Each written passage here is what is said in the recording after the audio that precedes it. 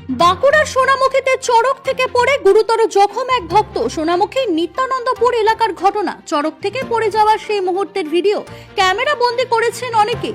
স্থানীয় সূত্রের খবর, পুরনো রীতিনীতি মেনে সোনামুখীর নিত্যানন্দপুরে চড়ক উৎসবের আয়োজন করা হয়। চড়ক শুরুর আগে চড়ক গাছ ঠিকঠাক রয়েছে কিনা তা দেখতে চড়কের উপরে ওঠে ডালিম দাস নামের এক ভক্ত।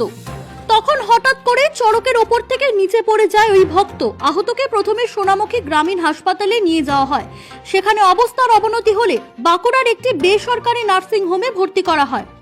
প্রতি বছর না এখানে চড়ক চড়ক উৎসব হয় নিত্যানন্দপুরে, এবং সেই চড়ক গাছে পতাকা বাঁধতে গিয়ে, হনুমান পতাকা বাঁধতে গিয়ে উপরে থেকে কোনো কারণবশত ধরতে পারেনি এবং পড়ে যায়, হাত ফসকে পড়ে যায় এবং পড়ে গিয়ে খুব ইনজিওর হয়। এখানে রাখেনি, এখন বর্তমানে বাঁকুড়ায় ভর্তি আছে। এরকম ঘটনা কোনোদিন ঘটেনি। তা আমরা গ্রামবাসী হিসেবে ওনার সুস্থতা কামনা করি এবং প্রতি বছর যেন এরকম চড়ক উৎসব সবাই আনন্দের সহিত পালন করে।